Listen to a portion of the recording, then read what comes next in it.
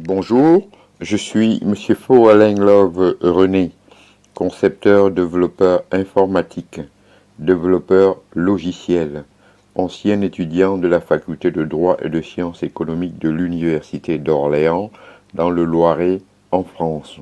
Aujourd'hui, dans le cadre du cours d'économie générale, nous allons étudier la répartition des richesses et bien-être. En effet, le Britannique Cecil Arthur Pigou, 1877-1959, est le fondateur de l'approche moderne du bien-être social.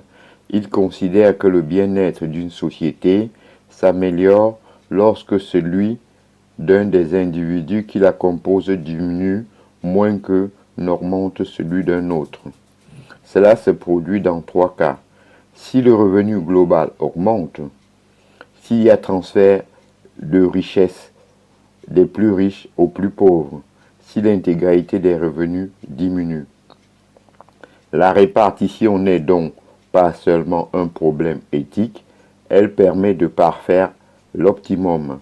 Tant que le revenu global ne diminue pas, toute augmentation du revenu réel dont jouissent les caisses les plus pauvres aux dépens d'une réduction égale aux revenus possédés par les classes les plus riches entraîne à coup sûr un accroissement de bien-être, affirme ce penseur pourtant libéral dans The Economic of Welfare 1920.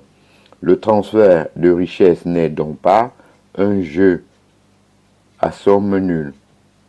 Redistribuer des richesses fait augmenter le bien-être général. Pourquoi la modification de la répartition a-t-elle cet effet sur le volume global du bien-être? L'explication se trouve dans la situation différente des utilités marginales des uns et des autres. Le riche a un revenu qui le situe dans la partie haut de sa courbe de satisfaction, là où l'utilité marginale du revenu est faible.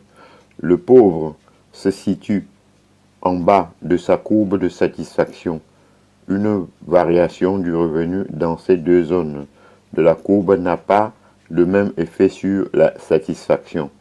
La même somme transférée par l'impôt de l'un vers l'autre génère plus d'utilité. Le transfert de la somme AB du riche au pauvre crée plus de satisfaction qu'il n'en détruit. Une modification de la répartition est donc créatrice de bien-être supplémentaire. Imaginons que, pour payer son impôt, le riche doive renoncer à un dîner dans un restaurant chic. Avec la même somme, le pauvre pourra manger pendant une semaine. Ce transfert de revenus permet donc une meilleure allocation des ressources et augmente ainsi l'optimum. Ainsi, j'en ai donc terminé avec ce cours sur la répartition des richesses et bien-être. Je vous en remercie. Bonjour, je suis